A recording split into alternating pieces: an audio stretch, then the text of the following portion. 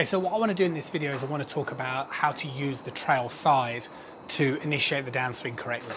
So one of the biggest problems that I encounter with most students is that they sort of, as they initiate the downswing, they fire the trail side forward, and this kind of encourages you to stand up, stops you from rotating your body, and it makes the hands overly excessive coming in towards that impact area.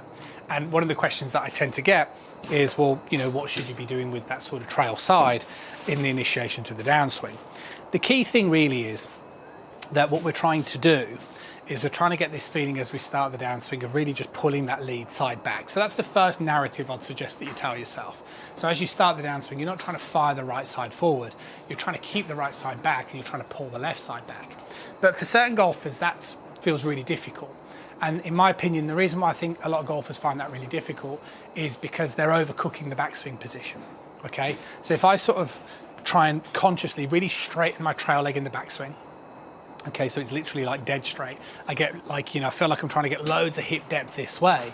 As I start my downswing, I feel like the pelvis is so tilted that as I initiate this sort of, I try and pull this left side back, I always feel like I'm going to be prone to kind of going too much this way, okay, and then getting too spinny on it. So what I would say is, of course, it's acceptable for the trail leg to straighten in the backswing, but the key term is straighten, not like completely go straight.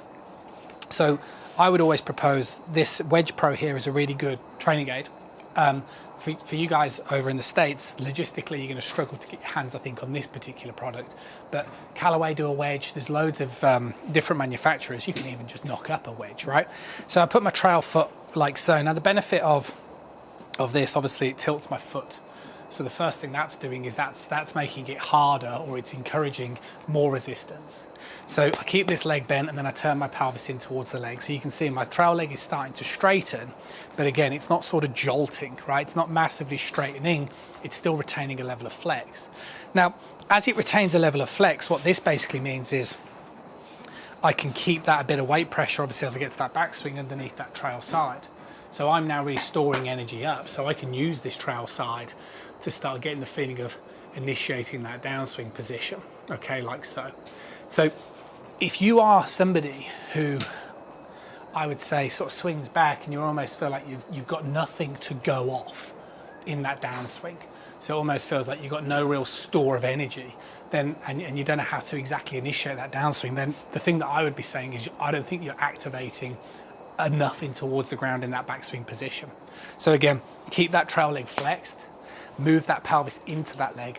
The combination of keeping that leg flexed, turning the pelvis into it, creates horizontal forces underneath the foot, but it also creates vertical forces because my trail leg is trying to stay flexed against the rotation of the pelvis, which means it's compounding that pressure in towards the floor. And then obviously from this position, you can literally just pull that lead hip back, and you'll almost get more of a sense that you're using the right side to pull the lead side back, as opposed to sort of fabricating the right side to generate energy. So if you're a spinner, which again is somebody who sort of massively sort of fires that trail hip forward, or like I say, if you're somebody who can't really feel the initiation to the downswing, then you've got to look at how you're loading in the backswing position. And a good analogy is like a sprinter in the block. You know, the sprinters push into that platform to push out of it. They don't just sort of chill on it this way and then, you know, struggling to get going. So hopefully that helps. Load it up. Still trigger the rotation, still allow it to straighten. I'm not saying it has to stay completely flexed. It will obviously straighten, but it straightens due to the rotation. And then that's going to help you start that downswing in a much better way. See you soon.